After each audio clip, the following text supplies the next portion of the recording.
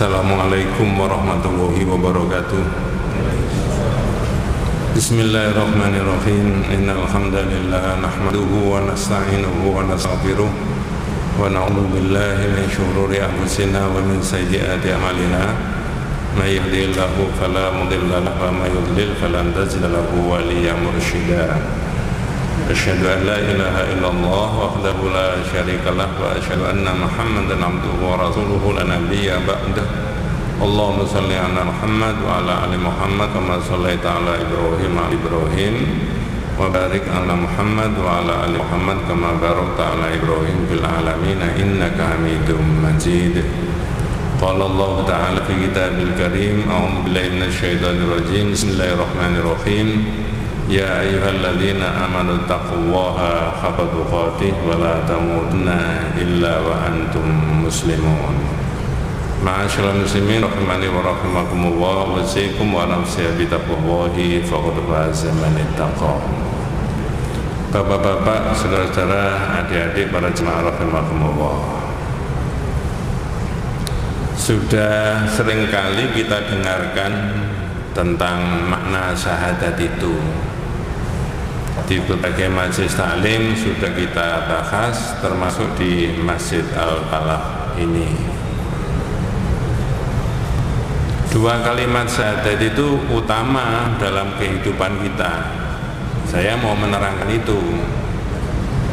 Maka saya beri judul Tauhid dan Keterbukaan.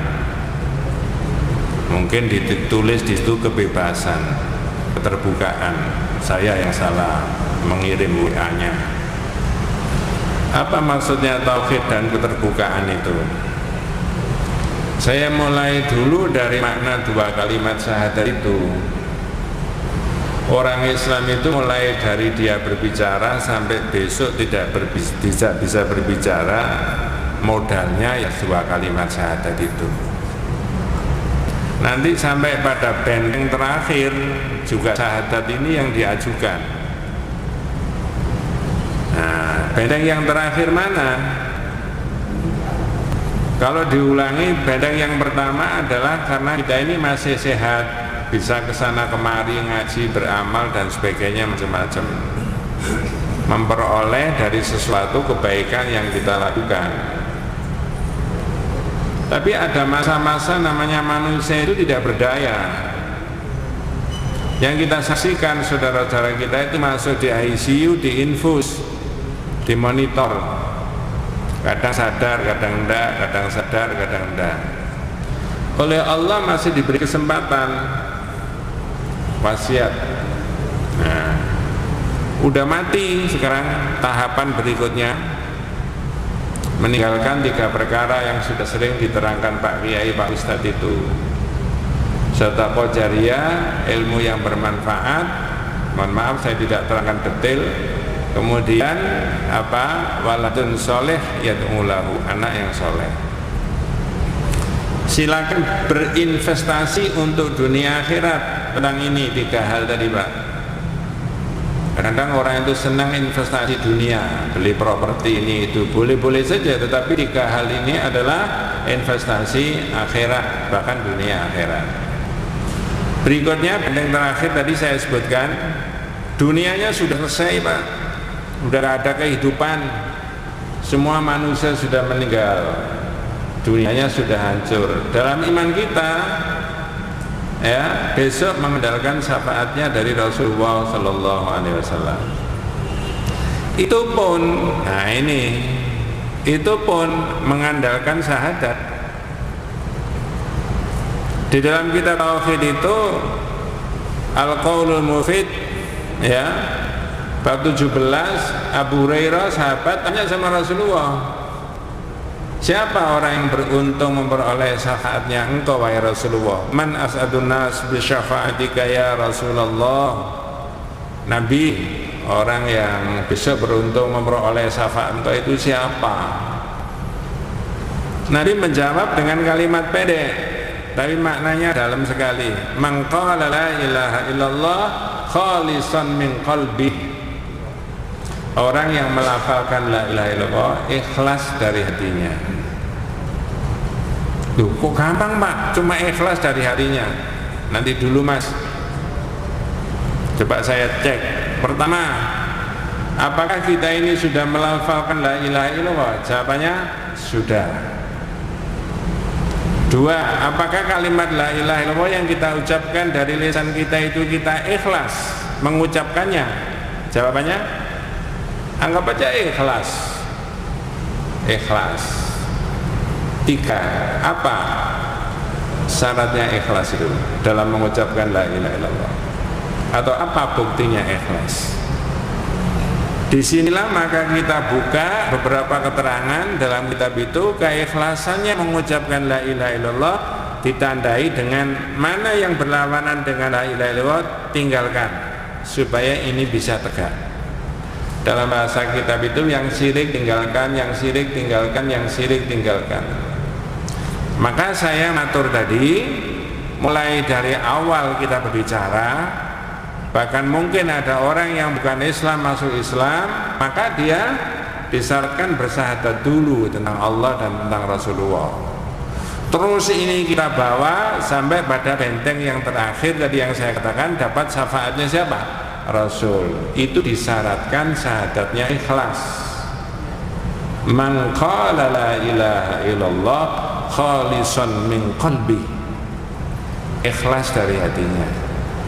Nah, jadi kalau ikhlas itu standar dan ukurannya yang diketahui syirik-syirik tinggalkan. Yes. Kita kembangkan sekarang syahadat itu. Di mana-mana sudah diterangkan bahwa syahadat, dua kalimat syahadat itu maknanya, kalau yang syahadat tentang Allah, la ma'budu bihaqqin illallah. Hampir setiap ngaji saya ulangi, tidak ada zat yang berhak disembah kecuali Allah. Bahasa populernya, tidak ada Tuhan yang berhak disembah kecuali Allah. Jangan adik-adik, jangan terjemahkan tidak ada Tuhan. Tuhan banyak, tapi yang berhak disembah cuma Allah. Wa asyhadu anna Muhammad Rasulullah, ada 5 poin. Pertama, al-imanu bi annahu mursalun min indillah, percaya bahwa Nabi Muhammad itu utusannya Allah.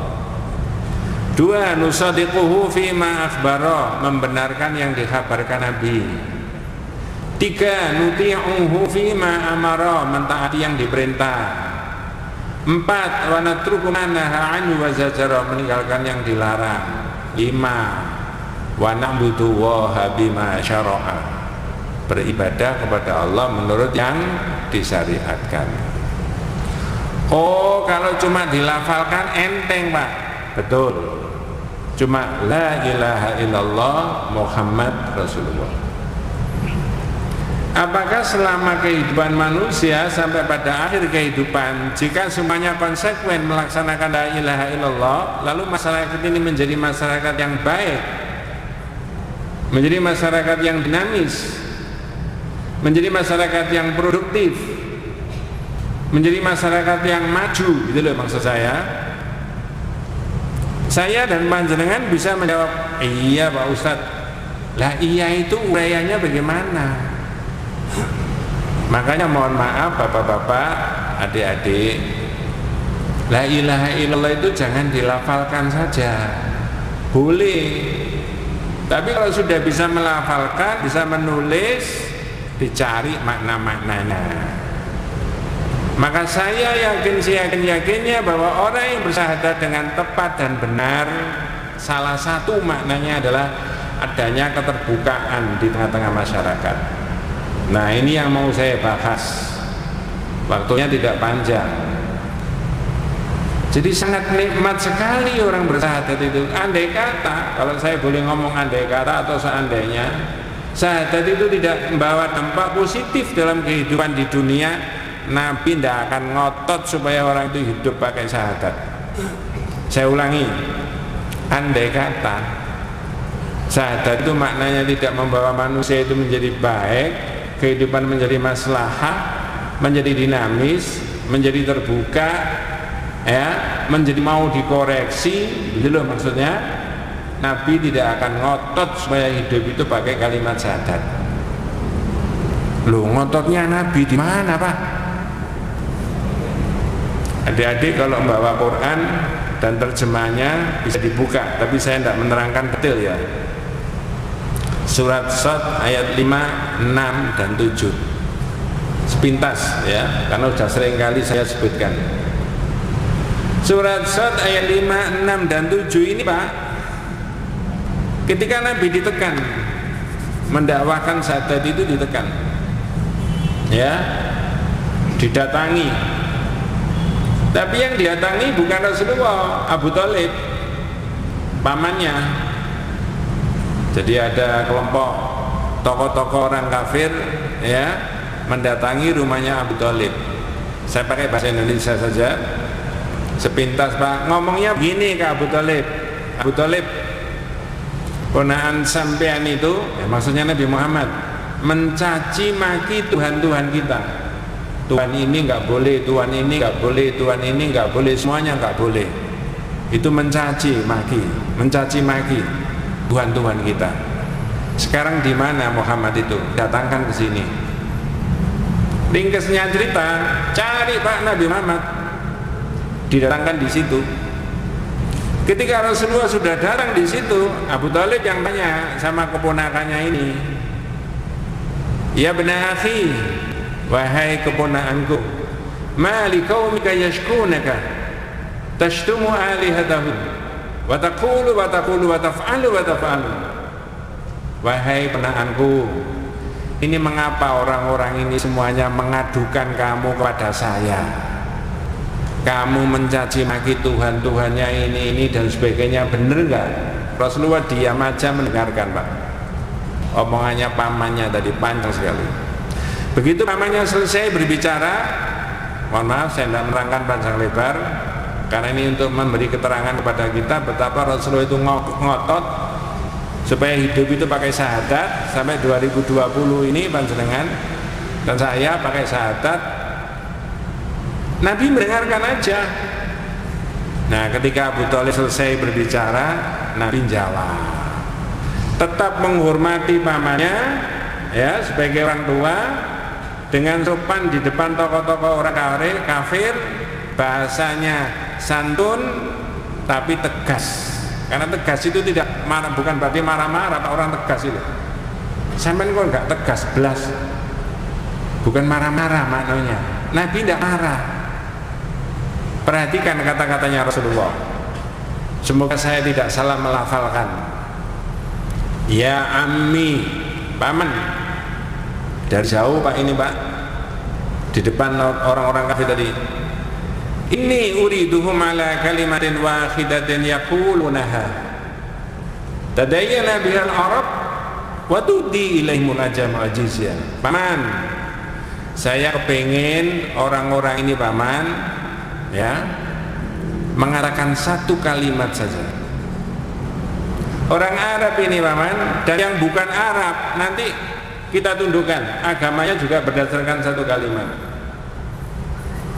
Nabi belum menyebut apa kalimat yang satu kalimat tadi, diinstruksi sama orang kafir.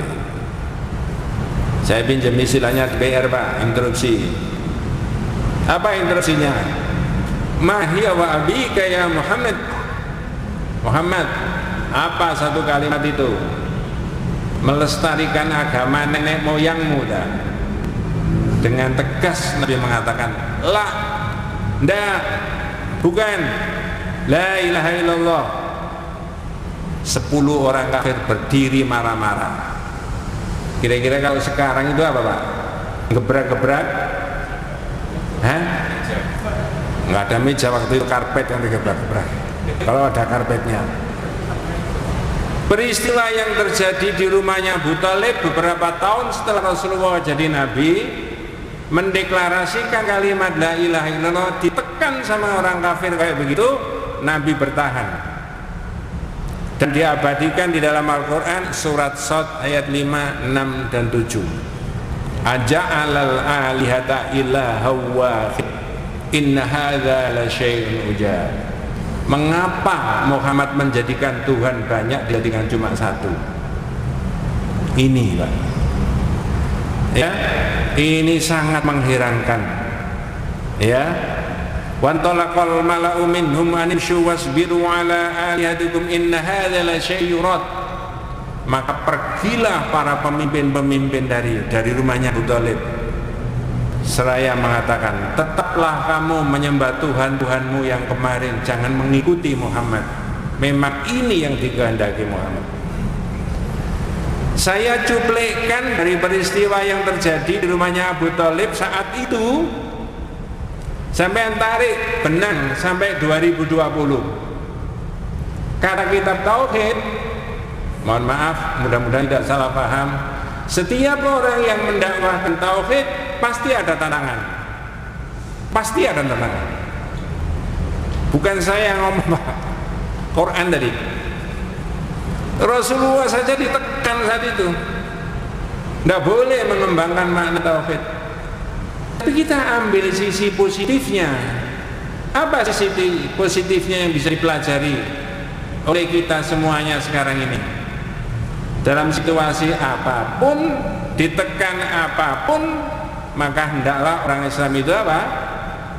Istiqomah memegang kalimat apa? Syahadat. Jadi saya katakan mulai dari awal sampai benteng terakhir, Pak. Makanya Rasulullah itu ngotot. Nah, makanya dalam kitab Al-Firqatun Najiyah wa Taifah Al-Mansurah, Rasulullah para ulama menyebutkan fasyahadatu bimaknaha wajibun wa muqaddamun ala sairi arkanil Islam. Maka syahadat dengan maknanya itu hukumnya wajib dan harus didahulukan di atas seluruh rukun Islam. Saya beri contoh. Setelah syahadat, sholat, Pak. Setelah sholat baru rukun Islam itu. Syahadat, sholat, zakat, puasa, haji. Haji yang sangat spektakuler, umroh juga yang sangat spektakuler. Naudzubillah min dzalik, bisa terancam tidak ada pahalanya. Bahkan sedekah juga bisa terancam tidak ada pahalanya ketika akidahnya tidak baik. Betul, Pak? Sholat bisa terancam tidak dapat pahala ketika akidahnya tidak baik, ada syiriknya. Betul ya? Kalau begitu ya diterangkan dulu sholatnya, apa puasanya, hajinya, apa sedekahnya, apa tauhidnya? Halo? Tauhid. Tapi kalau sampean deret dari Sabang sampai Merauke setiap hari orang ngaji, mohon maaf, naudzubillah min dzalik, bukan karena saya. Orang yang mengurai syahadat ini tidak banyak di masyarakat itu. Padahal sudah disepakati fasyahadatu bimaknaha wajibun wa muqaddamun ala sairi arkanil Islam. Syahadat dengan maknanya itu hukumnya wajib dan harus didahulukan di atas seluruh rukun Islam. Lalu kalau orang sudah syahadat, apa Pak sisi positifnya? Nah ini yang saya mau bahas. Masih ada waktu, Pak? Sedikit atau banyak? Isak leren, Pak. Satu poin aja. Orang yang sudah syahadat tentang Allah dan tentang Rasulullah menjadi orang yang terbuka. Kapan hari saya terangkan, mungkin di masjid ini juga itu. Menjadi orang yang apa? Menjadi orang yang merdeka. Tidak ada yang menekan dirinya kecuali Allah Subhanahu wa ta'ala. Bukan benda, bukan barang, bukan orang, bukan orang tuanya. Mohon maaf, bukan pimpinannya, bukan ini, macam-macam. Nah sekarang saya sebutkan, orang yang sudah syahadat adalah orang yang terbuka. Berarti kalau pandangan setuju dengan ungkapan yang 10 menit berikutnya akan saya ungkapkan ini, saya keterangkan, syahadat itu bukan kalimat klasik, tapi sangat amat modern sampai sekarang ini. Nah ini saya sebutkan sekarang. Dalam satu peristiwa ada hadisnya itu, Pak, ya, riwayat Imam An-Nasa'i dari Qutailah, Nabi didatangi orang Yahudi. Ini penting, nanti ada makna apa, sisi moralnya apa. Nabi didatangi orang Yahudi, ya, tapi Nabi ini bersama para sahabat. Perhatikan kalimatnya orang Yahudi. Innakum tusyrikun. Ini orang Yahudi moro-moro menuduh Nabi dan para sahabat menjadi orang yang terjebak dalam perbuatan apa? Syirik. Innakum tusyrikun. Sampean semuanya ini orang syirik, kata orang Yahudi. Mengapa kau begitu? Taquluna ma sya'allahu wa syi'ta. Karena sampean mengatakan atas kehendak Allah dan kehendakmu. Saya ulangi, di tengah-tengah kehendak Allah dan kehendakmu pakai kalimat dan. Berarti nyambung antara kehendak Allah dengan kehendakmu. Kata orang Yahudi, ngomong begitu itu sudah termasuk bagian dari syirik. Satu, materinya yang diomongkan orang Yahudi. Dua, wal ka'bati, demi Ka'bah. Maksudnya apa? Sumpah menggunakan nama Ka'bah. Padahal kalau orang Islam sumpahnya menggunakan nama siapa, Pak? Allah. Apa sih sumpah itu?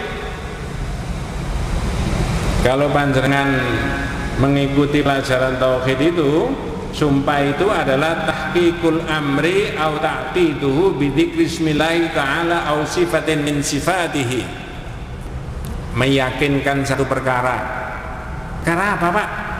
Perkara benda hilang, perkara orang itu tahu, perkara orang itu membunuh, perkara orang itu mencuri, perkara orang itu akan memangku jabatan, perkara macam-macam. Gimana caranya meyakinkan satu perkara tadi? Tahqiqul amri tadi. Bidzikri ismillahi ta'ala au sifatin min sifatihi. Dengan cara menyebut nama Allah atau sifat Allah. Makanya di dalam Islam kalau sumpah demi Allah saya bersumpah. Jangan digandeng demi Allah, demi Rasulullah saya tidak tahu. Oh, jangan Rasulullah, Pak. Nah, ikut-ikut Nabi itu. Allah saja. Nah, saya balik ke orang Yahudi tadi, Pak. Materi yang pertama disampaikan orang Yahudi sudah jelas. Kamu itu syirik karena semua mengatakan atas kehendak Allah dan kehendakmu. Tengah-tengahnya pakai dan. Itu kalau disambung-sambung maknanya berarti antara kehendak Allah dan kehendakmu sama. Berarti kan seolah-olah kamu itu bisa sejajar kehendaknya dengan Allah. Kata orang Yahudi begini ini sudah termasuk syirik. Dua, sumpah menggunakan Ka'bah tadi, wal Ka'bati. Ketika Rasulullah mendengarkan orang Yahudi tadi, tanda petik ngeritik umat Islam, Nabi bilang gini. Nabi mengatakan bukan mengatakan, tapi Nabi dalam hadis ini keterangannya ya, fa'amarahumun nabiyyu sallallahu alaihi wasallam idza aradu ay yakhlifu yaqulu wa rabbil ka'bah wa taqulu ma sya'allahu tsumma syi'ta. Maknanya begini, Pak. Maka Nabi setelah mendengarkan ucapannya orang Yahudi yang dituduh syirik tadi, orang Islam, Nabi memerintahkan para sahabat, para sahabat, kalau sampean sumpah jangan pakai wal ka'bati, depannya sampean tambahi Rabbil Ka'bah, demi Tuhan, demi Rabb pemilik Ka'bah. Berarti demi siapa? Halo? Demi Allah. Yang kedua, supaya Nabi memerintahkan supaya mengatakan Masya Allah summa syi'ta, atas kehendak Allah kemudian kehendakmu. Bukan lagi apa? Berarti kehendaknya manusia itu berikutnya setelah kehendaknya. Begini saja itu termasuk bagian daripada makna syahadat itu tadi. Kalau sudah orang mengilahkan Allah satu-satunya, bersyahadat tentang Allah, maka pantangan dirinya itu untuk menyamakan antara kehendak Allah dengan kehendakmu tadi. Dua, pantangan pula dia menggunakan sumpah, menggunakan nama selain daripada nama Allah. Sekarang saya tanya panjenengan, supaya ada hasilnya, saya ngomong lebih dari 25 menit, dari pojok sana sampai pojok sana harus bisa menjawab, dan jawabannya harus benar. Dan kalau jawabannya sudah dianggap benar, harus diamalkan dalam kehidupan kita sehari-hari. Pertanyaannya satu aja. Dari yang saya ceritakan tadi Pak, rodok ngotor tadi ceritanya. Pertanyaannya begini, apakah Rasulullah membenarkan ucapannya orang Yahudi? Halo? Oh kita bingung ya. Jawabannya? Iya.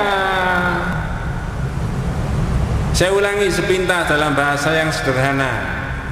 Orang Yahudi mengkritik orang Islam dan Rasulullah dengan dua ucapan tadi. Terus Rasulullah mengatakan, iya, sampean tidak boleh mengatakan atas kehendak Allah dan kehendakmu. Maka tengah-tengah saya merubah, sampean kasih apa? Summa, kemudian. Dua, tidak boleh sampean sumpah pakai nama Ka'bah. Maka harus ditambahi dengan Tuhan pemilik siapa? Berarti siapa? Dengan bahasa lain, ini benar omongannya orang Yahudi ini, tidak boleh sampean ngomong gitu. Sepakat Pak? Halo? Ya. Maknanya secara moral umat Islam hidup dalam kapan saja, situasi ekonomi, politik, budaya kayak apa saja, ada berkewajiban mengikuti sesuatu yang benar. Betul Pak? Betul ya? Apakah ini sudah tersosialisasi dan sudah dilaksanakan di tengah-tengah masyarakat? Saya beri contoh. Seorang organisasi A, anggota organisasi A, seorang anggota organisasi B, organisasi A ini ngomong benar menurut standar-standar yang umum. Saya tidak mendefinisikan perbedaan tentang definisinya kebenaran. Apakah seorang yang B sudah bisa menerima? Umumnya masyarakat. Seorang yang strata pendidikannya tinggi, lalu ada anak yang maaf tidak tamat SD saja, anak SD ini menegur orang yang strata pendidikannya tinggi S3, ini ngomongnya benar, apakah ini dengan serta-merta bisa menerima? Pada umumnya di masyarakat.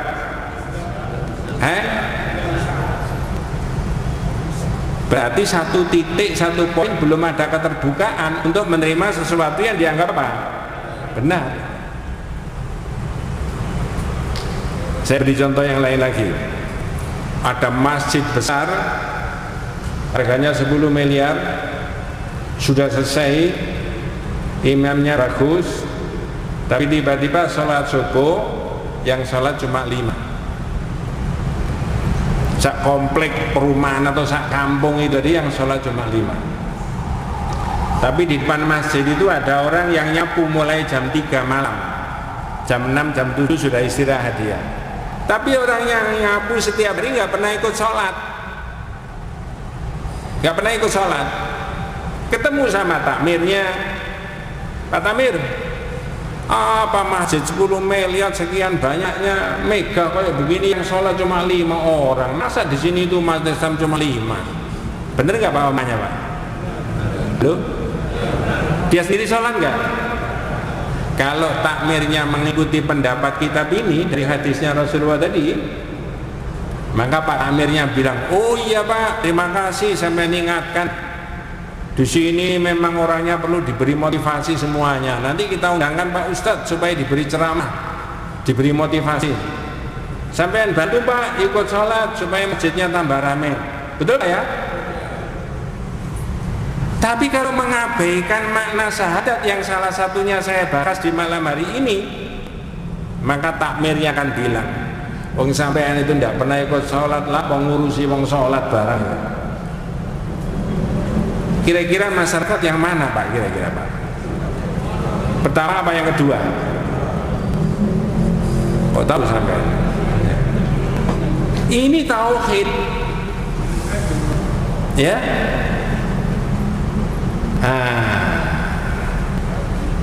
Bumbung sebelum Desember. Nggak ada hubungannya dengan politik loh Pak. Mohon maaf, ya. Saya bukan orang politik. Saya orang yang bergelut di bidang dakwah. Menurut saya lebih enak bisa mendakwai siapa saja. Betul Pak ya? Nah, kita kasih ilustrasi. Bukan mengarah pada siapapun. Kalau pikiran saya, hati saya ini mengarah kepada siapapun, nama sesuatu, nanti keliru. Bisa saja ngajinya nggak dapat pahala. Nah, saya belirisasi. Ada partai besar, jumlah anggota DPR-nya banyak, bisa mencalonkan sendiri, mulai presiden, gubernur, wali kota, bupati bisa mencalonkan sendiri. Dia sendiri mencalonkan, tapi calonnya nggak seberapa bagus. Track recordnya nggak baik, kekayaannya biasa-biasa saja, visi misinya GJ itu apa? Nggak jelas. Saya menirukan bahasanya anak-anak itu. Misalkan begitu Pak ya. Tapi partainya besar, dukungannya banyak. Ada partai gurem, ya, tidak memenuhi untuk mencalonkan sendiri, ya, bisa ngajak partai yang lain, tapi dia punya calon yang kredibel, track recordnya baik, visi misinya jelas, orangnya kaya, ahli sholat dalam komunitas masyarakat muslim. Pertanyaan saya, ya, kalau ada situasi kayak begitu, apakah partai besar ini mau mendukung calon yang diusung oleh partai kecil? Loh. Kalau jenengan mengambil makna daripada yang saya kemukakan, mestinya yang partai besar tadi itu pikirannya jernih dan cerdas. Dia akan mengatakan begini, Pak, saya ini partai besar tapi nggak punya kader yang kok militan kayak sampean gitu ya. Tak dukung Pak supaya jadi. Nanti kalau tak dukung itu calon sampean itu jadi, wong orang ini sudah kaya, zahirnya nggak butuh apa-apa secara duniawi. Supaya kampung kita, supaya kota kita, supaya kabupaten kita, supaya negara kita ini jadi baik Pak. Memang orang ini luar biasa baiknya. Nah, sudah begitu Pak kira-kira Pak? Kau tahu sampean ya? Inilah makanya tadi di awal saya matur panjenengan, Nabi itu mengatakan ngotot supaya syahadat ini dipakai. Mohon maaf, bukan orang lain. Saya mewakili panjenengan untuk membacakan isinya kitab mulai tadi sampai sekarang ini. Tapi sekali tempo, naudzubillah min dzalik, saya keplecok ada kesalahan. Lalu panjenengan mengingatkan saya, mestinya saya harus apa Pak? Bersikap besar, jiwa besar loh. Oh nggih Pak, terima kasih diingatkan. Nah begitu. Ini tauhid. Ya, yang sering saya beri contoh, misalkan ada orang datang ke rumah saya, tapi ini nggak ada Pak ya. Ini contoh aja kok, misalkan. Ya, tiba-tiba orang itu kemudian siang-siang datang ke rumah, Pak Haji, saya sudah lama mau ingin ketemu sama sampean. Alhamdulillah sekarang sudah ketemu. Ternyata sampean ini munafik Pak. Ketok-etok ngaji ke sana kemari. Tak tanya panjenengan sebelum saya lanjut. Umumnya kalau masyarakat kita digitukan tambah seneng, tambah muring-muring. Kalau ada sepatu di depannya orang itu, kalau panjenengan memahami dari ini gimana? Dari hadis yang saya baca tadi, saya akan bilang alhamdulillah Mas, luar biasa. Sampean ini sahabat saya yang setia, luar biasa. Sudah tahu saya ini salah, terindikasi saya ini ada munafik, lalu berani sampai menyampaikan ke saya.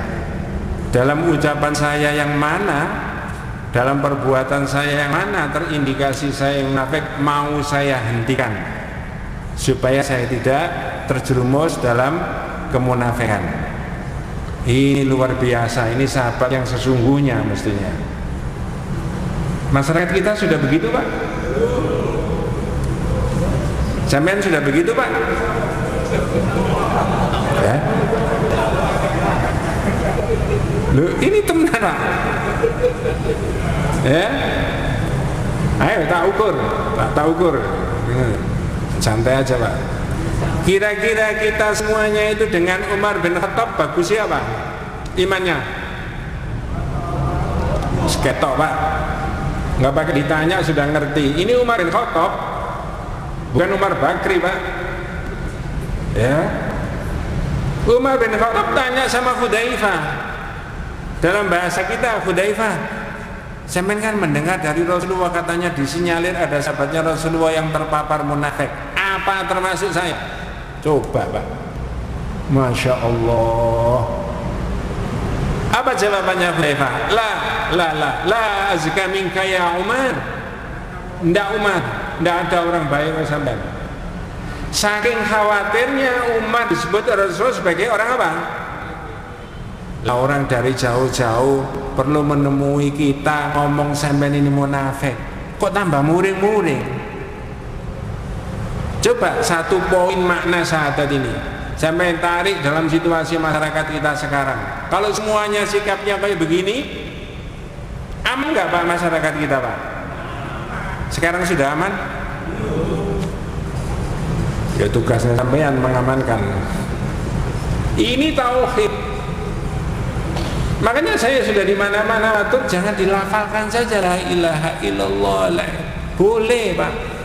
Ditulis di mobil boleh, ditulis di tembok boleh, ditulis di kain boleh, dikasih tiang boleh.